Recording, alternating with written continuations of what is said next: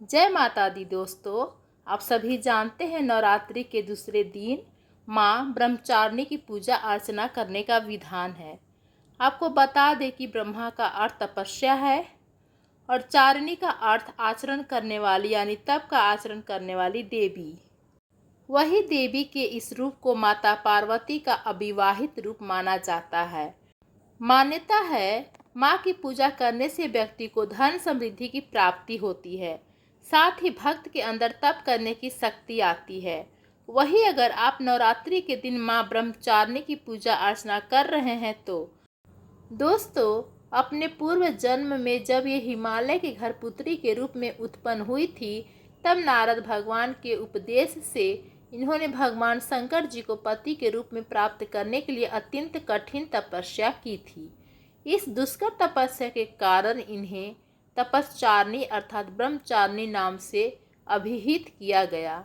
1000 वर्ष उन्होंने केवल फल फूल खाकर व्यतीत किए और 100 वर्षों तक केवल शाक पर निर्वाह किया था। कुछ दिनों तक कठिन उपवास रखते हुए देवी ने खुले आकाश के नीचे वर्षा और धूप के भयानक कष्ट सहे। इस कठिन तपस्या के पश्चात 3000 वर्षों तक केवल जमीन पर टूटकर गिरे हुए बेलपत्रों को खाकर वे भगवान शिव की आराधना करती रहीं। इसके बाद उन्होंने सूखे बेलपत्रों को भी खाना छोड़ दिया और कई हजार वर्षों तक वे निर्जर और निराहार तपस्या करती रहीं। पत्तों को भी खाना छोड़ देने के कारण उनका नाम अर्पणा भी पड़ गया।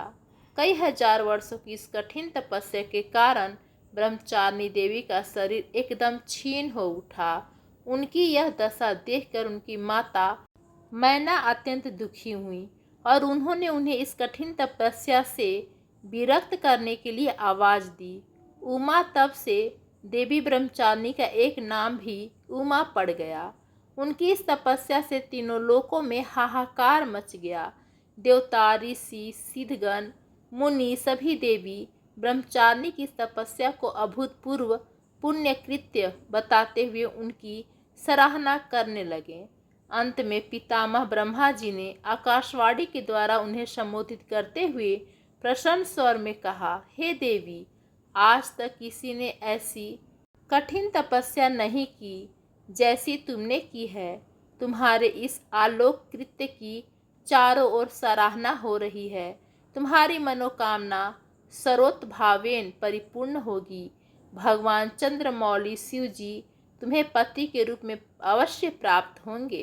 अब तपस्या छोड़कर घर लौट जाओ। जल्द ही आपके पिता आपको लेने आ रहे हैं। माँ की कथा का सार यह है कि जीवन के कठिन संघर्षों में भी मन विचलित नहीं होना चाहिए। माँ ब्रह्मचारिणी देवी की कृपा से सर्व सिद्धि प्राप्त होती है। तो दोस्तों, ये थी माता ब्रह्मचारिणी की कथा। तो दोस्तों, आगे हम माता ब्रह्मचारिणी की आरती सुनेंगे। जय अम्बे ब्रह्मचारिणी माता, जय चतुरानन प्रिय सुखदाता। जय अम्बे ब्रह्मचारिणी माता, जय चतुरानन प्रिय सुखदाता। ब्रह्मा जी के मन भाती हो, ज्ञान सभी को सिखलाती हो। ब्रह्मा मंत्र है जाप तुम्हारा, जिसको जपे सकल संसारा। जय गायत्री वेद की माता, जो मन निश दिन तुम्हें ध्याता। कमी कोई रहने ना पाए, कोई भी दुख सहने ना पाए। उसकी बिरती रहे ठिकाने, जो तेरी महिमा को जाने। रुद्राक्ष की माला लेकर जपे जो मंत्र श्रद्धा देकर। आलस छोड़ करे गुण गाना, माँ तुम उसको सुख पहुँचाना। ब्रह्मचारिणी तेरो नाम, पूर्ण करो सब मेरो काम। भक्त तेरे चरणों का पुजारी, रखना लाज मेरी महतारी।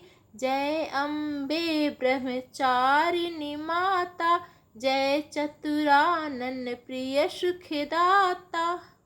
तो दोस्तों चलिए हम जानेंगे माँ ब्रह्मचारिणी को कौन सा फूल पसंद है और कौन सा भोग पसंद है।